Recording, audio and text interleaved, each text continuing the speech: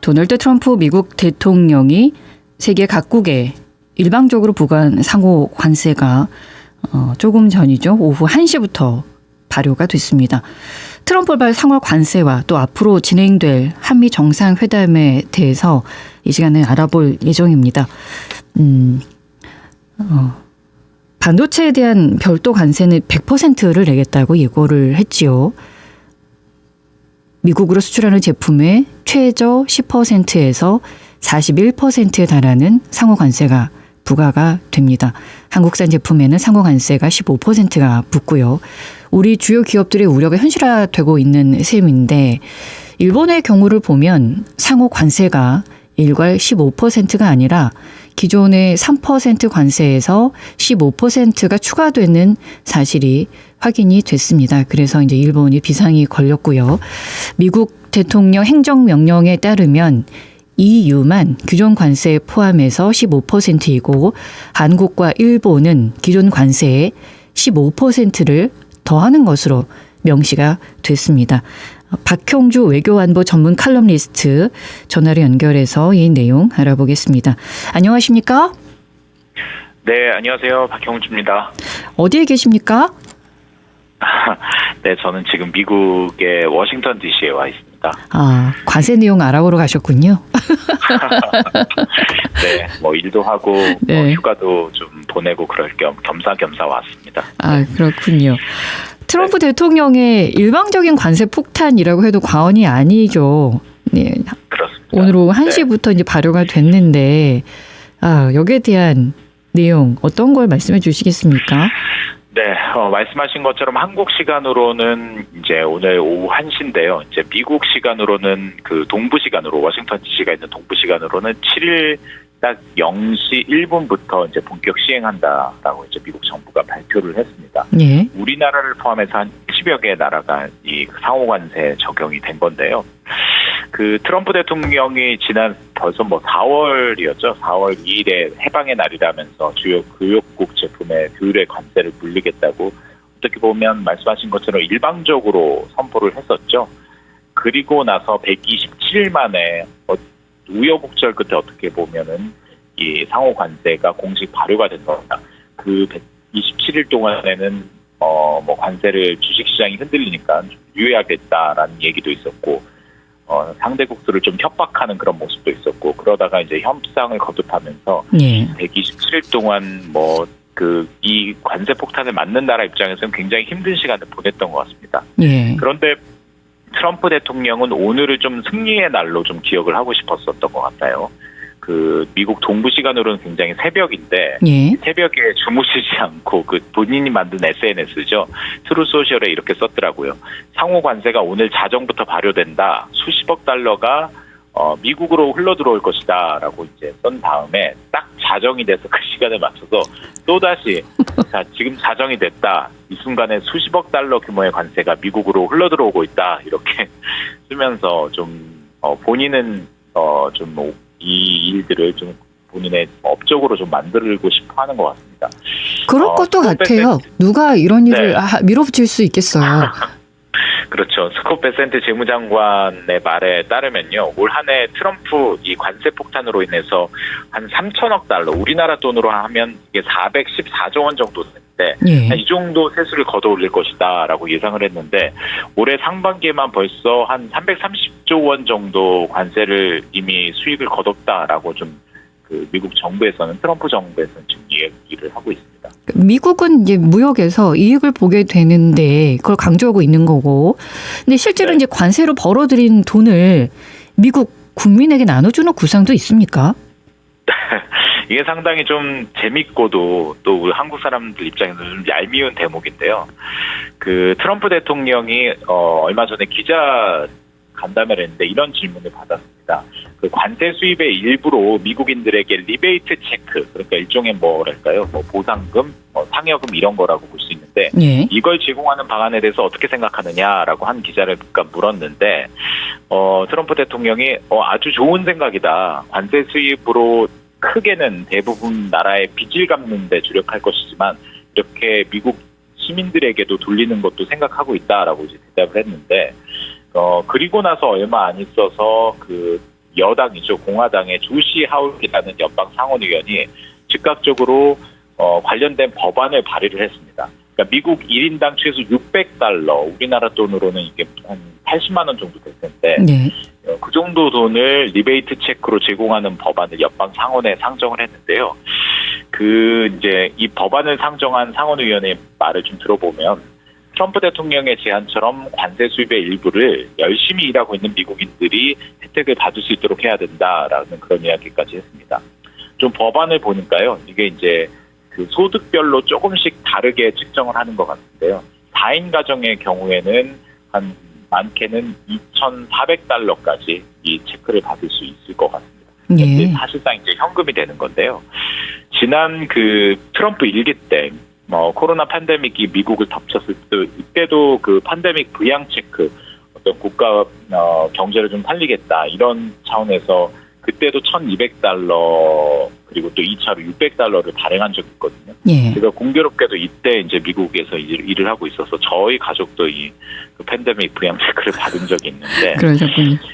예, 이번에도 뭐 관세가 뭐 현실화된다면 그게 이제 세수로 잡힌다면 이 정말 미국 국민들이 조금이라도 푼돈을 벌 수 있을지 이 부분에 대해서 미국 친구들 만나보니까 굉장히 좀 관심을 갖고 있더라고요. 아, 우리는 이런 거 안 해도 소비 쿠폰 받았는데.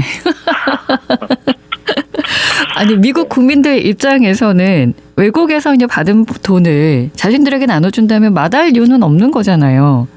그렇죠. 그런데 네. 왜 트럼프의 상호 관세가 결국은 미국 경제에 부메랑이 될 것이다 이런 경고성도 나오는 걸까요? 네, 맞습니다. 그러니까 트럼프 대통령은 지금 이렇게 얘기하고 있거든요. 이 관세로 인해서 오랫동안 불공정한 무역을 공정하게 만들고 또 미국 정부의 새로운 수익도 창출하고 궁극적으로는 관세 부담을 느낀 다른 나라에 나가 있는 제조업체들이 돌아와서 미국에 공장을 짓고 일자리를 만들 것이다. 이게 이제 트럼프 대통령 측의 주장입니다. 예. 그런데 그 반론도 만만치 않거든요. 저는 그 오늘자 뉴욕타임스 기사를 흥미롭게 봤는데 이 기사에서는 그 트럼프의 이른바 상호관세가 미국 경제에 어떻게 장기적으로 악영향을 줄 것인가를 굉장히 자세하게 좀 분석을 했습니다. 예. 핵심 내용을 좀 그 정리를 해드리면 일단 관세로 인해서 7월까지 약 $1,520억 수입이 발생한 건 맞다고 합니다. 그런데 이 돈에는 대가가 따른다.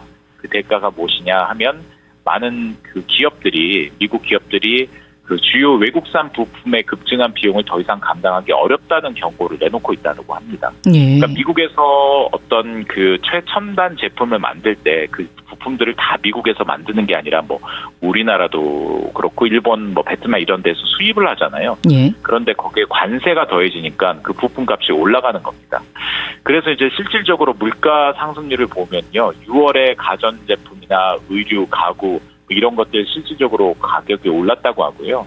또 노동시장도 상당한 압박을 받고 있다고 합니다. 오늘부터 이제 본격적으로 상호 관세가 발효되지만 이게 그 영향은 올해 하반기부터 더 악영향이 되겠죠. 본격적으로 나타날 거다라고 이제 뉴욕타임스는 좀 경고를 하고 있습니다. 예. 그런데 미국 연방 법원이 트럼프의 상호 관세에 제동을 걸 수도 있다고 하던데요. 이건 어떤 이야기입니까?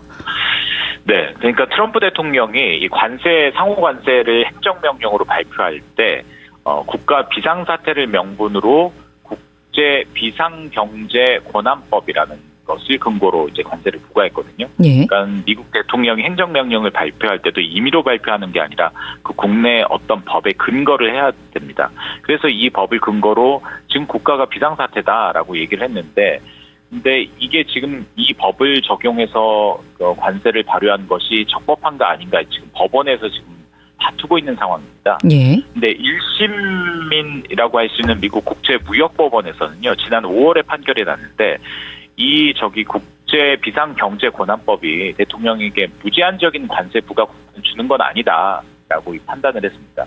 그러니까 트럼프가 권한을 넘어서서 행동을 했다라고 이제 판단을 한 거죠. 그래서 8월 1일부터 부과 예정이었던 이 상호 관세를 조치를 포함해서 어떤 행정명령을 무효화해라 이런 판결을 내렸는데요. 트럼프 대통령이 가만히 있지 않았겠죠. 바로 네. 항소를 했는데 트럼프 행정부가 연방 순회 항소법원은 그렇다면 이게 최종 판결 나기 전까지는 일단 관세 효력을 유지하도록은 하자라고 이제 하면서 1심 판결의 효력을 일시 중단시켰습니다. 네. 그래서 지금 이제 그 앞서서 앵커께서 말씀하신 것처럼 이제 연방법원에서, 그러니까 3심 법원에서 이걸 판결을 해야 되는데, 일부 전문가들은 연방법원에서 그 트럼프 대통령이 패소할 가능성이 높다. 그렇게 되면은 지금 우리나라도 그렇고 EU도 그렇고 일본과 맺은 모든 무역 협정은 불법이 된다. 뭐 이런 경고도 내놓고 있거든요. 예. 그러니까 미국 내에서는 이게 이제 법적 논란으로까지 조금 비화하고 있는 그런 상황입니다. 미국 법원의 최종 판단에 따라서 국제사회에서도 불확실성이 커질 수 있겠다는 얘기로 들리는데요. 근데 네. 우리나라 이미 이제 미국하고 관세 협상 타결이 됐고 이 협상 내용 어떻게 보십니까? 네.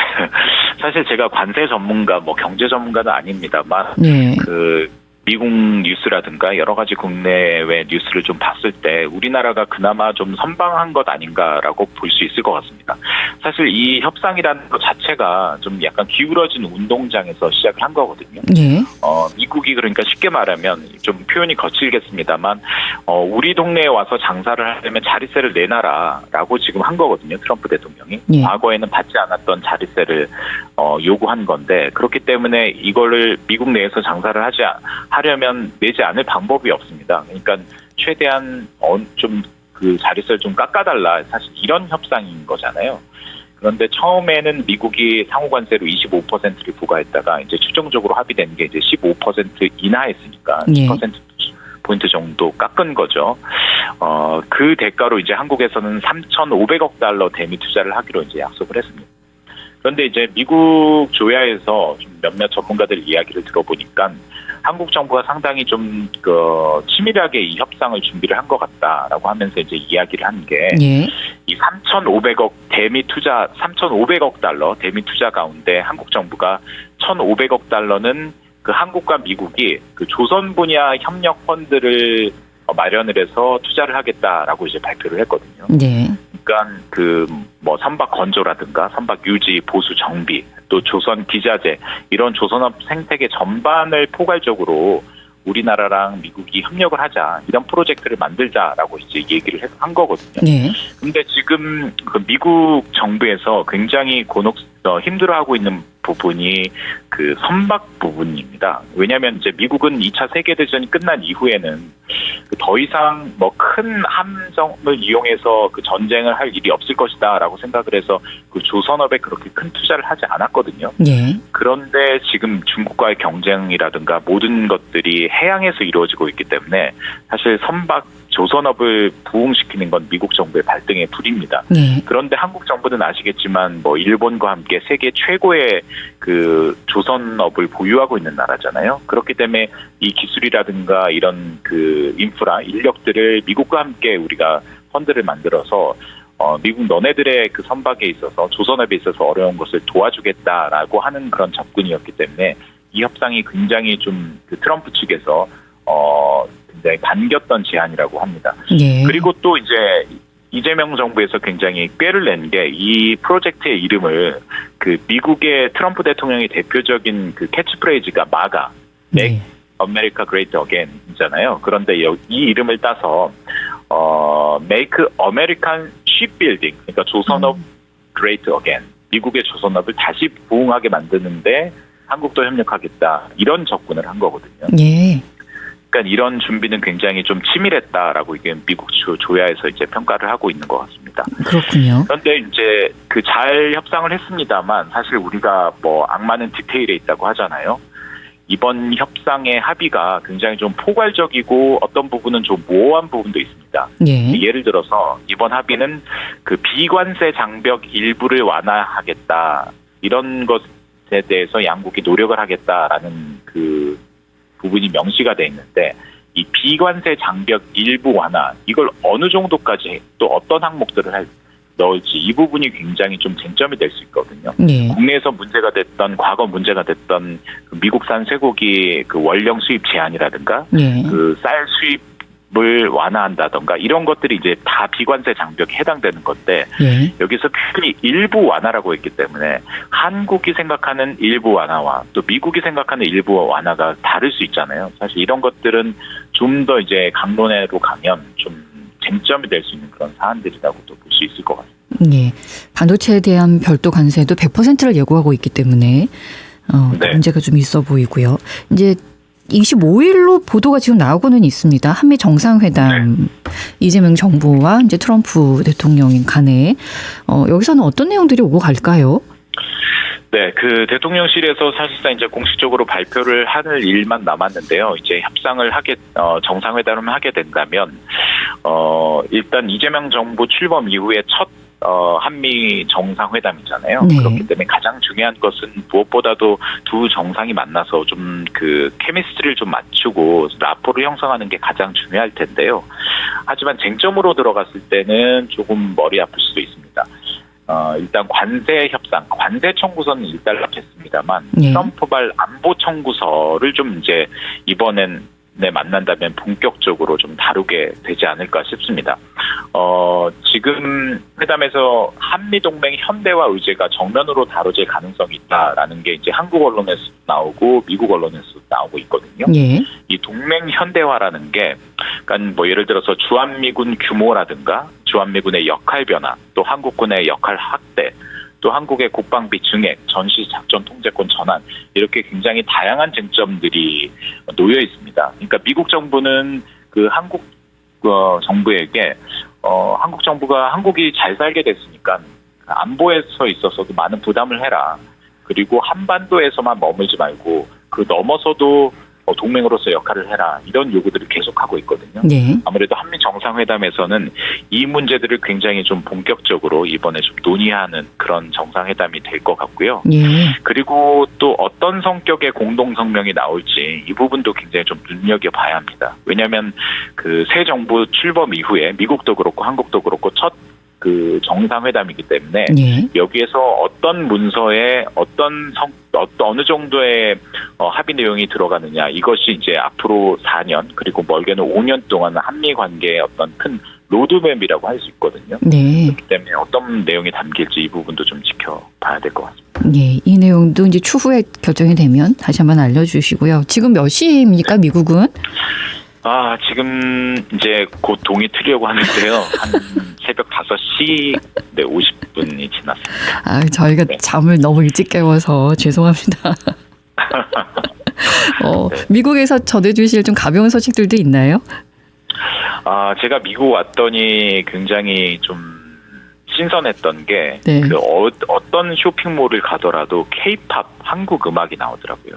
그렇군요. 그만큼, K-팝이 굉장히 좀 여전히 인기가 많고요. 지금 미국 교민 사회에서 굉장히 관심을 갖는 건 그 손흥민 선수가 영국에서 활동을 마치고 미국 로스앤젤레스 구단으로 영입된 것이 이제 공식 발표가 됐잖아요. 맞아요. 하루, 네. 지금 교민들은 손흥민 선수 이제 가까이에서 좀 축구 경기 볼 수 있겠다.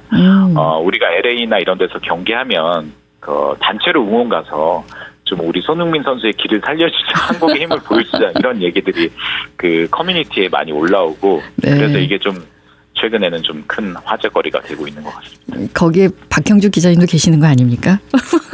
저희 축구. 아내가 관심을 갖고 있더라고요. 알겠습니다. 이른 새벽부터 인터뷰 고맙습니다. 네, 감사합니다. 박형주 외교안보 전문 칼럼니스트와 함께했습니다. 언제 어디서나 내 손 안의 뉴스. 광주 MBC 뉴스 유튜브 구독으로 함께하세요.